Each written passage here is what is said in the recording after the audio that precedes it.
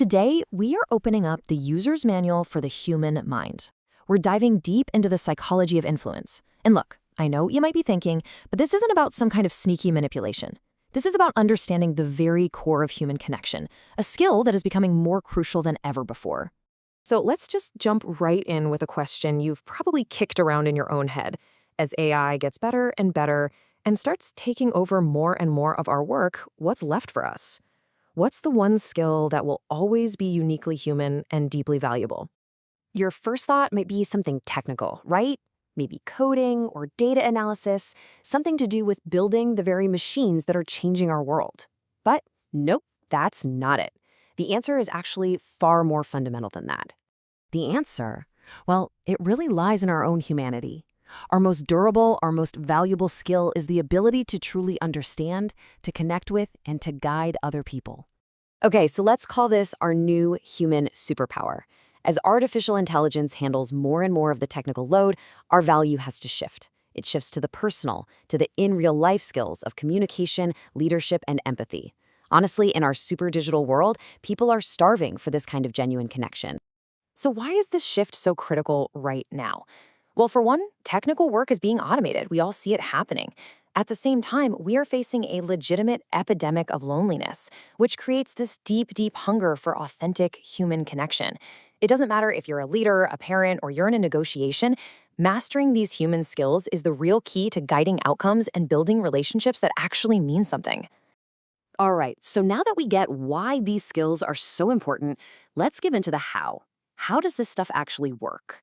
We're going to start with our first framework, the PCP model. You can think of this as the brain's three-step operating system for being influenced, whether it's a simple conversation or a huge, life-changing decision. Now, the absolute key to effective influence is that it's about guiding, not directing. It's not about telling someone what to do or think. It's about connecting with their existing feelings and then gently guiding their perspective in a new direction. And the PCP model follows a very specific order. It has to happen this way. First, you shift their perception of what's happening. That then allows you to change the context, the unwritten rules of the environment. And finally, and only then, does this new context grant them permission to behave in a new way. If you're wondering just how powerful context can be, listen to this. It's a tragic, true story from a fire in a Manchester department store back in 1979. Most of the victims were found in a restaurant that was right next to an exit. A psychologist concluded that the context of being a customer, where you always pay before you leave, was so strong that it literally overrode their survival instincts. That context was so powerful that they waited. This next example shows the extreme power of this principle. In another true story, an off-duty police officer who was under hypnosis during a stage show actually fired his service weapon into the crowd. Was he a monster? No, of course not.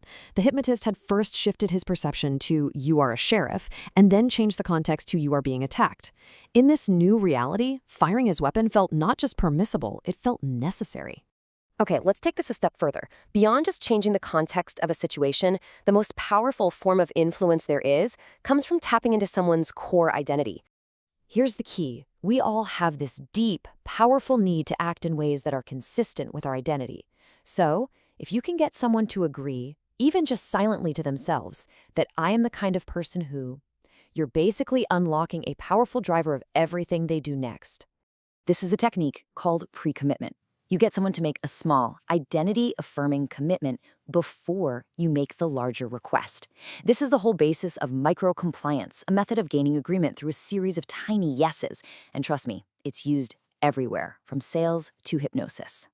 And the results, they're absolutely staggering.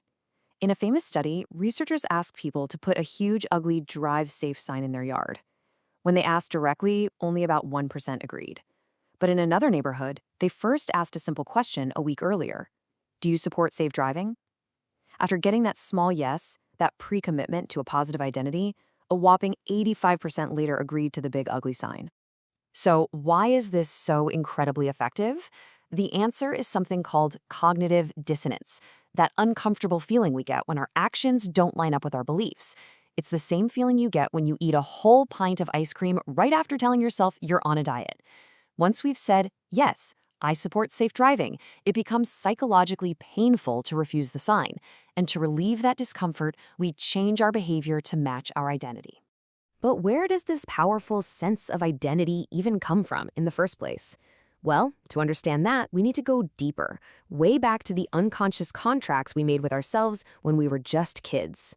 Now, this is a challenging idea, but so much of what we call our authentic self, how we react to conflict, how we seek approval, is really just a costume. It's a collection of coping mechanisms and beliefs that we developed when we were 8 or 9 years old, just trying to navigate the world. We can understand this through what's called the childhood development triangle. As kids, we all wrote these little scripts to deal with 3 core needs. First, friends. How did you fit in? Were you the funny one, the smart one? Next, safety. What did you have to do to feel secure? Did you become quiet and invisible, or loud to take up space? And finally, rewards. What did you have to do to earn love and praise? Get good grades? Be the helpful one?